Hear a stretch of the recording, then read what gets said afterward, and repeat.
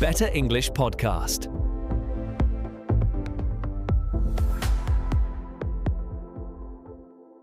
Title: Stay Motivated in English Learning.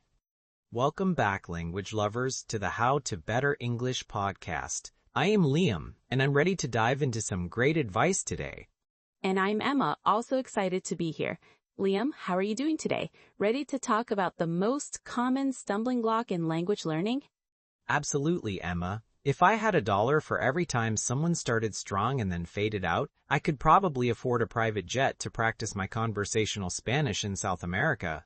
The topic today is incredibly important: stay motivated in English learning. It is the eternal struggle. Consistency is the real key to fluency, but maintaining that enthusiasm for months or even years is tough. Before we jump into our strategies for tackling burnout and keeping that steady fire lit, we always have a quick favor to ask. Yes, please. If you enjoy learning English with us and you find our tips helpful, please take a moment right now to hit that subscribe button, like this episode, and maybe share it with a friend who is also on their English journey. Every share helps us reach more learners globally, which is exactly why we do this. Thank you so much for supporting us. Now, Liam, let's set the stage. When we talk about motivation, we often see people hit a certain wall. They might study intensely for 3 months, see amazing progress, and then silence. What typically causes that drop?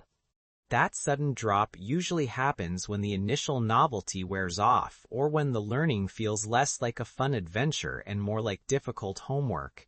They hit what we call a learning plateau. The plateau. That's a fantastic term for our listeners to understand. Can you define that for us, Liam? Certainly. A plateau is a period where, despite putting in the effort, you don't feel like you are improving. It's like climbing a mountain. You go up, up, up, and then you reach a flat, wide section where the views don't change and the path feels endless. You are still walking, but you aren't gaining altitude. That analogy is perfect, and the plateau is dangerous because it attacks your belief system.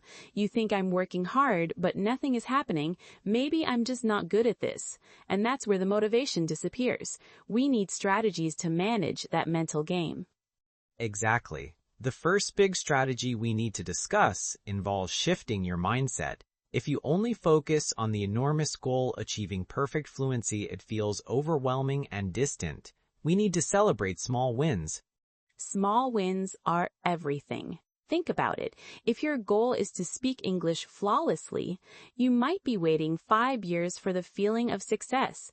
But if your goal for Tuesday is to successfully use 3 new vocabulary words in a conversation, and you do it, that's an immediate, tangible win. And those tiny successes release those great, happy chemicals in your brain that make you want to try again tomorrow. We call those micro goals. If you are listening right now, try this exercise. Instead of focusing on getting fluent, focus on improving one small skill per week. Maybe this week is mastering the difference between effect and effect and effect. That's highly actionable advice. And related to the mindset shift is understanding why you started learning English in the first place. When you hit that plateau or when you feel burned out, you must return to your root motivation. The why. Is it for travel? Is it for a better job? Is it to connect with a loved one who speaks English? Emma, these reasons are often deeply personal, and they are much stronger motivators than just, I should learn English. They absolutely are. Write that why down. Put it on your wall. Make it your phone background. When you feel like skipping your study session because you're tired or bored, look at that goal and remind yourself of the bigger picture you are working towards. That helps you learn to persevere. There's another critical vocabulary word for motivation. Persevere. It means to continue in a course of action even in the face of difficulty or delay in achieving success. It is the opposite of giving up. Language learning inherently requires perseverance, Liam, because it's not a fast process. You have to keep pushing even when the lessons feel dry or the progress slows down.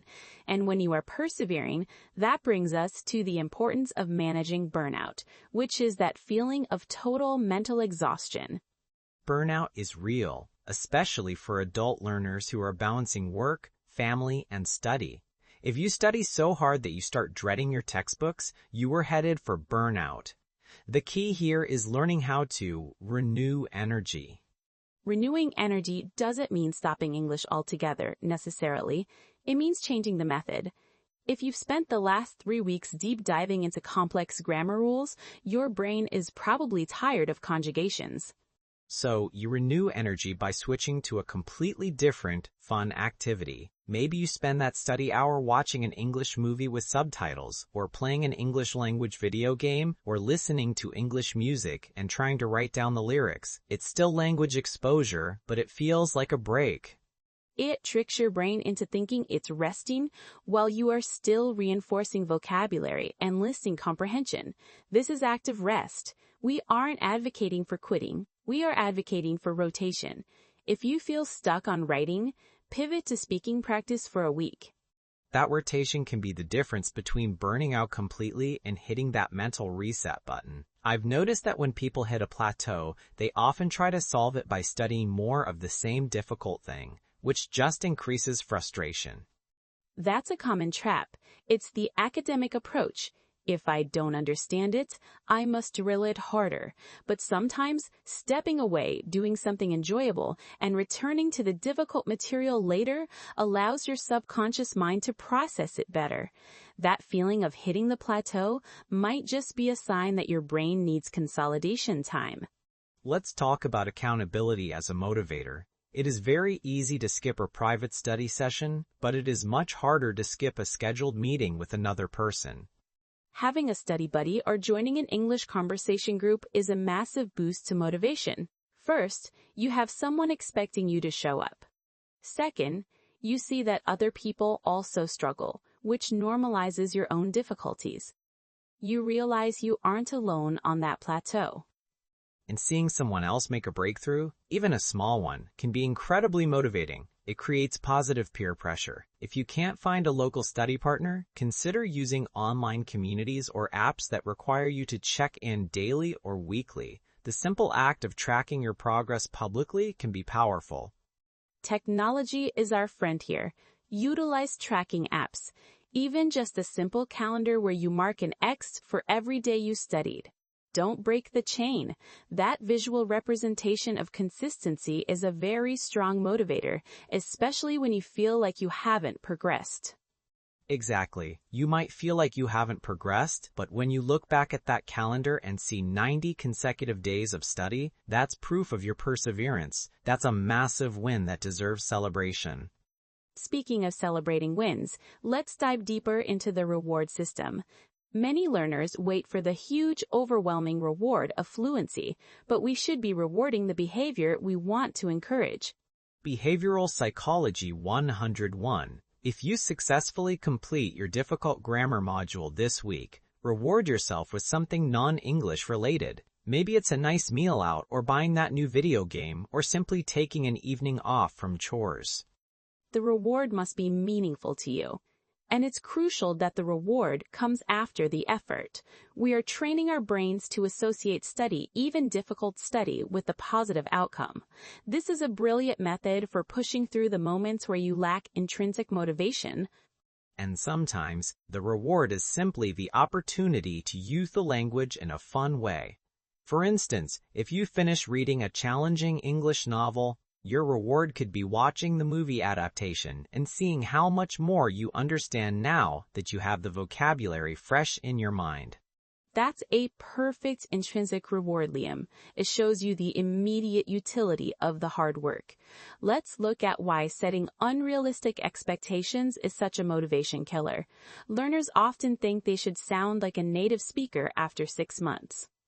That puts unbearable pressure on yourself. If you set the bar too high, every mistake feels like a failure, and failure is devastating to motivation. We must learn to reframe mistakes. Mistakes are proof that you are trying. They are data points showing you where you need to adjust your learning strategy. I love that framing. Mistakes are data points. If you make a mistake with a verb tense, don't view it as, I am bad at English. View it as, aha, my brain needs more reinforcement on the past perfect tense. Time to find a targeted exercise. It's a very tactical, non-emotional approach. And remember, even fluent native speakers make mistakes. Language is fluid and complicated. Lower your expectations slightly for perfection and raise them for consistency and perseverance. Focus on communication over perfect grammar. That's a great pivot, Liam. Focusing on communication is often the most renewing activity when learners feel bogged down by rules. When they successfully use English to buy something, ask for directions, or genuinely connect with someone, that experience itself is the biggest motivator. It reminds them of the purpose of all that grammar drilling. Let's talk about mixing up resources, because monotony is the enemy of motivation. If you use the same textbook every single day, you are going to get bored. Change is the spice of language learning. If you're struggling with a difficult chapter, don't drop the book entirely. Instead, spend 3 days listening exclusively to English language podcasts, maybe about history or science topics you genuinely find interesting. It integrates the language into your life outside of the study block. When English becomes a tool for understanding things you care about, rather than just a subject in school, the motivation becomes self-sustaining. You want to listen because you want the information. Exactly. You are using English as the key to unlock new knowledge or entertainment. We recommend finding resources based on your hobbies. If you love cooking, follow English-speaking chefs on YouTube. If you love football, read the English sports news. That connection is powerful. Now, let's circle back to the plateau one last time, Emma. What's the single most important thing a learner must remember when they feel stuck and their progress seems invisible? They must remember that learning is not linear. It's not a straight line up. It's a series of steps and flat sections. When you are on the plateau, your brain is actually busy processing and internalizing the massive amount of information you just learned in the previous steep ascent. That's a crucial point. The plateau is not a sign of failure, it is a sign of consolidation. You are building a stronger foundation before the next jump in ability. Trust the process. If you persevere through that flat section, the next leap forward often feels sudden and rewarding. And sometimes, when you feel stuck, you are actually much better than you realize. Your internal standard might have risen. You might be noticing mistakes now that you never noticed 6 months ago, not because you are worse, but because your critical ear has improved. That's a great way to put it. You are judging yourself by a higher standard, and that self-criticism can masquerade as lack of progress. Take a moment, pull out something you wrote or listened to 6 months ago and compare it to today. You will almost certainly see improvement, even if it feels incremental. And let's not forget the importance of community support during these low moments. Don't be afraid to share your struggles. If you have a teacher, tell them you're feeling unmotivated. If you have a study partner, tell them you need a break or a fun distraction. Hiding the struggle just lets it grow bigger. A supportive environment is essential. Whether it's a virtual community or a physical class, knowing that others understand the frustration of the irregular verbs or the tricky pronunciation makes the whole journey feel less lonely. This shared experience fosters perseverance.